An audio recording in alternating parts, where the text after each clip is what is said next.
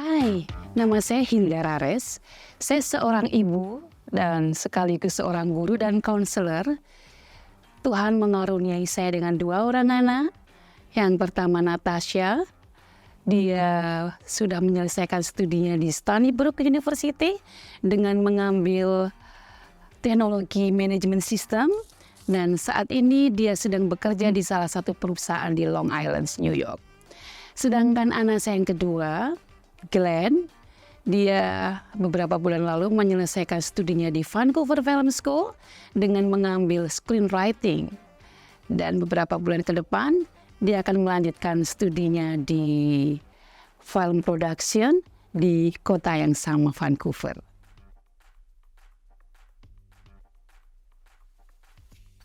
Saya seperti dihadapkan pada 2 jalan, di mana 2 jalan ini sangat susah untuk diambil. Satu jalan, saya merasa bangga. Anak saya punya kesempatan belajar ke luar negeri.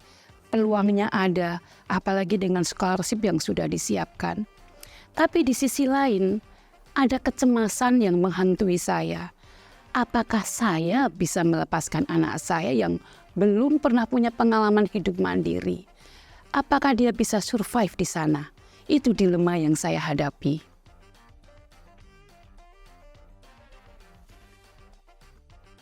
Saya menyarankan anak-anak saya untuk sering konsultasi dengan para konselor, supaya mereka bisa dibimbing untuk memilih jurusan, major, ataupun university yang tepat, yang sesuai dengan passion mereka.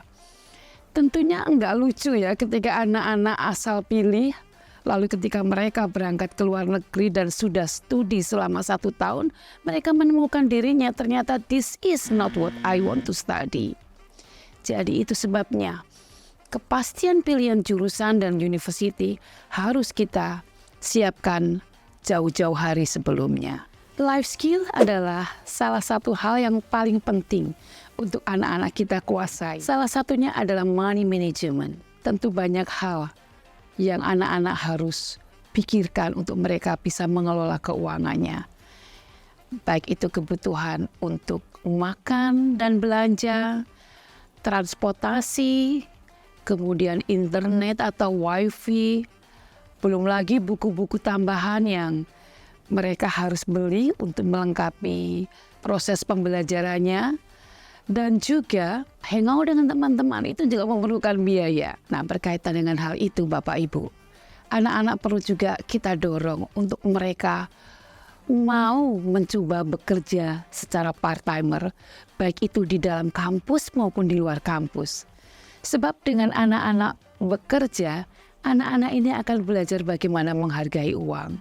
Selain itu juga membantu mereka untuk memperluas link di dalam hubungan pertemanan mereka. Lalu juga membantu mereka meningkatkan rasa percaya diri maupun skill-skill yang lain. Dengan mereka bekerja, juga kuliah, anak-anak juga harus bisa bagaimana mereka mengelola waktunya. Time management. Sebelum anak saya berangkat ke luar negeri, kira-kira selama 3-6 bulan, saya melatih anak-anak untuk doing laundry by themselves. Karena mereka nantinya di sana juga harus mencuci pakaiannya sendiri. Selain doing laundry, cuci piring, saya juga meminta mereka untuk belajar masak.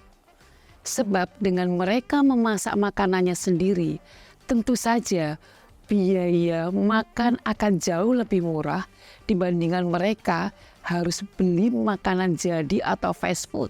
Pilihan tempat tinggal adalah satu hal yang juga kita harus persiapkan. Apakah anak-anak akan tinggal di dorm atau anak-anak akan tinggal di luar dorm? Tapi biasanya kebanyakan university mereka mengharuskan international student untuk tinggal di dorm selama 1 tahun pertama. Baru di tahun keduanya, anak-anak dibebaskan untuk tinggal di luar kampus. Nah, pilihan-pilihan tempat tinggal di luar kampus ini juga harus kita persiapkan buat anak-anak kita. Bagaimana tempat tinggal ini dekat dari kampus, tidak jauh dari transportasi umum, tidak jauh dari pusat perbelanjaan, gereja, ataupun tempat-tempat yang paling sering anak-anak kunjungi dalam kehidupan mereka sehari-hari.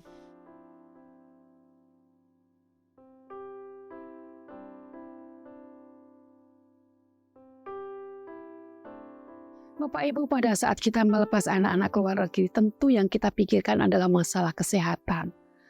Nah, insurance harus kita pastikan mana insurance yang akan kita pakai. Dan biasanya banyak university juga sudah punya kerjasama dengan insurance kesehatan yang ada di negara di mana anak kita belajar.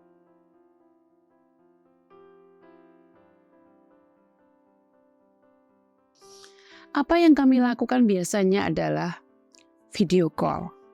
Karena ada perbedaan waktu 12 jam dengan anak-anak saya, baik yang ada di Kanada maupun di US. Jadi kami ambil kesepakatan waktu untuk kami bisa fit call bersama. Biasanya saat yang paling tepat adalah waktu malam saya di Indonesia, dan waktu pagi anak-anak kami di sana mereka masih belum berangkat kuliah.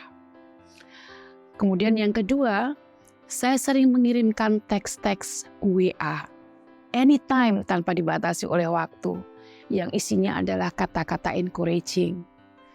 Juga doa-doa yang saya tuliskan dan kemudian saya kirimkan ke anak-anak kita.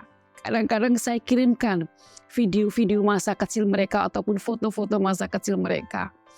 Nah, dengan mengirimkan hal itu semua, anak-anak merasa dihiburkan, anak-anak merasa diperhatikan, dan hubungan kami tetap dekat.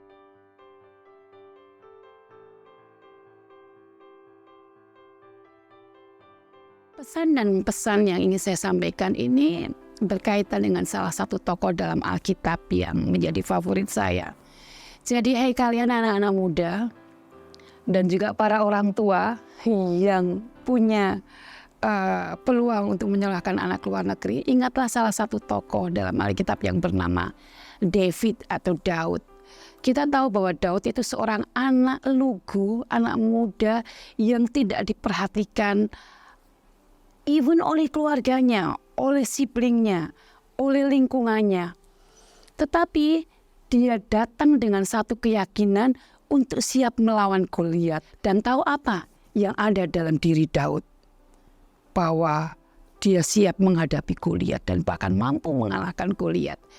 Karena dia tahu Tuhan yang suruh dia melawan Goliat.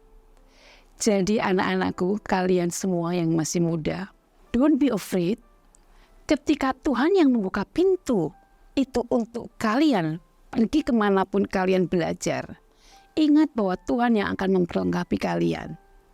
Satu hal yang perlu kalian lakukan adalah peka terhadap suara Tuhan dan being obey. Dan para orang tua, anak-anak Anda adalah anak-anak Tuhan yang Tuhan titipkan kepada Anda. So don't worry, karena mereka anak Tuhan, pasti Tuhan juga yang akan menjaga mereka, melindungi mereka, sehingga mereka boleh meraih mimpinya, menjadi sukses, dan nama Tuhan dimuliakan atas mereka.